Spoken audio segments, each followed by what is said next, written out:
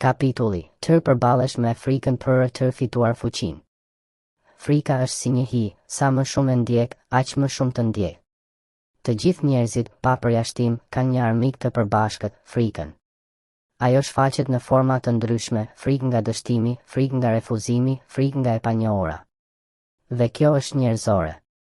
Frika është një mburoj që na mbron, por që shpesh na burgos. Kur vitet kalojnë dhe frika bëhet bashkëdhëtare e çdo vendimi, atëherë kjo nuk është më një mbrojtje, është një burg që e ke ndërtuar vetë. Dhe ky burg ka mure të larta që vetëm ti mund t'i rrëzosh. Në këtë epokë, të gjithë kemi mundësi të pafundme për të mësuar, për të vepruar, për të ndryshuar. Informacioni është më i bollshëm se kurrë. Mundësitë janë më të mëdha se ndonjëherë më parë.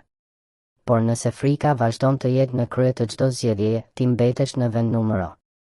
Sepse në fund nuk është frika ajo që të mban pas, është mënyra se si e përballon.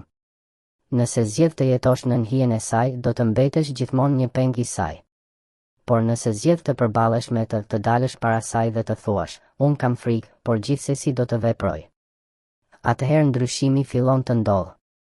Njeriu që zgjedh të sfidojë frikën bëhet i fortë. Ai mëson t'i dëgjojë rrahjet e zemrës së tij si muzikën më të bukur të jetës. Ai mëson të mos ndalet as kur këmbët i dridhen. Ai mëson të mos e lejoj frikën të diktojë jetën e tij. Ai bëhet i lirë.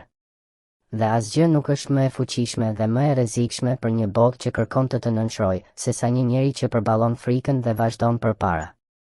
Thënie. Frika është një mësuese e mirë, por një udhëheqëse e keqe. Mbyllje kapitulli. Frika është gjithmonë aty, por zgjedhja është jote, ose i dorëzohesh, ose e sfidon. Sot është dita për të ngritur kokën lart dhe për të zgjedhur të ecësh përpara, pavarësisht dridhjes së zërit ose pasigurisë. Sepse jeta e ndërtuar mbi frikën është një jetë që nuk jeton kurrë plotësisht. Dhe askush nuk mund të ndalojë të jetosh përveç vetes tënde.